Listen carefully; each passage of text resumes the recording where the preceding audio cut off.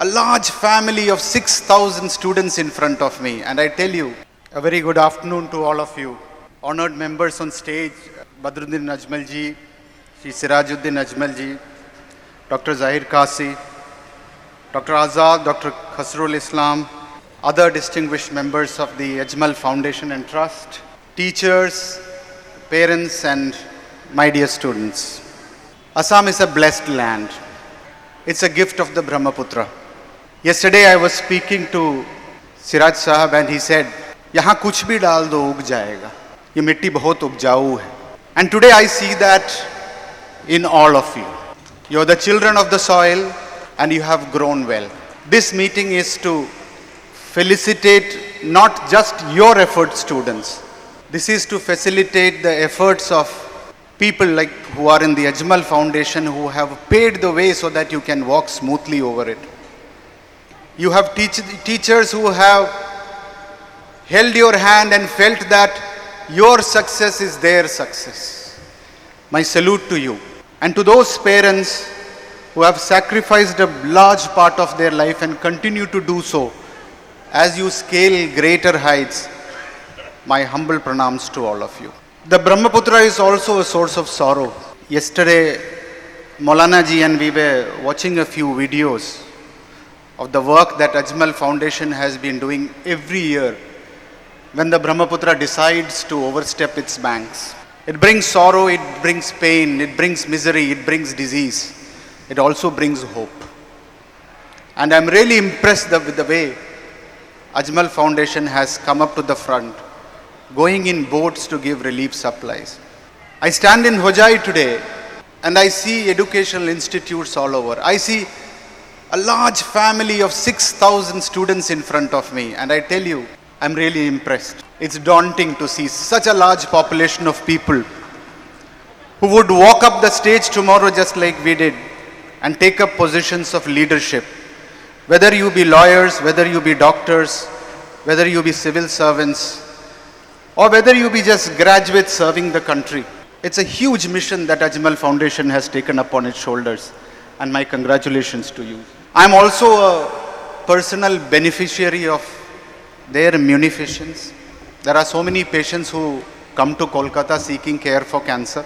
And believe me, we have set standards so high that every patient who walks into the Tatas get the kind of care that they would get anywhere else in the world. But treatment does not come cheap. We still haven't developed any drugs of our own. We still use Western protocols. And I think it is up to our young doctors who have just qualified or about to qualify to change medicine in a way that is applicable to our people, to our masses. Protocols that should define the way of treatment and tell the world, this is how it is done in India. Please do it like as you do it in India. And that challenge I throw it before a large audience of people who paraded here and who got into NEEt this year. There is also a huge challenge for you to pick up what is new. In the age of information technology, you were asked to keep away your mobile. I would say, don't keep it away. Use it to your benefit. Don't take it away. Use it to your benefit. This is like the nuclear power. It can destroy, it can also build you. So use caution there. It is dangerous. At the same time, IT and electronic technology can help you. In fact, we just gave 2 iPads, and one of the things which I told them, use it wisely. It's a powerful weapon in your hands. I don't think that your challenges have ended by getting through medicine. It's a long way ahead. And I did ask my people, what are you going to do next? Times are over when an MBBS doctor can set up shop somewhere and start working. Immediately they would have to opt for some kind of specialization. I myself, as I said yesterday, received my last degree at the age of 40. And my medicine doesn't talk. I have students with me who continue to teach me new things. So I remain an eternal student, and that's the way with all professions. I think to be good, you have to be humble, you have to be an eternal student. Your students may be your teachers at some point of time. Accept it with grace. I learned another great lesson from Siraj Sahab yesterday. I was curious, and maybe you would teach me about that, is agar wood. Agar wood grows, or rather it's processed in and around Hojai. And one of the key things Siraj Saab told me that there is no smell to agar wood. I was surprised. I thought of sandalwood which grows in the south in Karnataka. And I do have a block at home with which I make chandan. It does smell. I asked him, agar wood mein smell nahi hai? And he said, no. Then I said, how does the smell come? He said, it has to be injured. You have to make an injury into it, into which the resin comes out and it's infected by a fungus. And only that fungus gives it the characteristic smell, making it agar or oud the most expensive perfume in the world. So believe me, you are going to get injured in life. Life is not going to treat you kindly, my dear doctors. You will get abraded, you will get injured.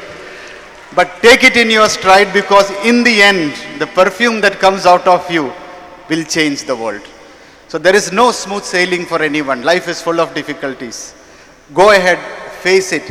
And as long as there are people to guide you, like the Ajmal Foundation here, I think always turn to them for your help, for the affection, for kindness, and for guidance.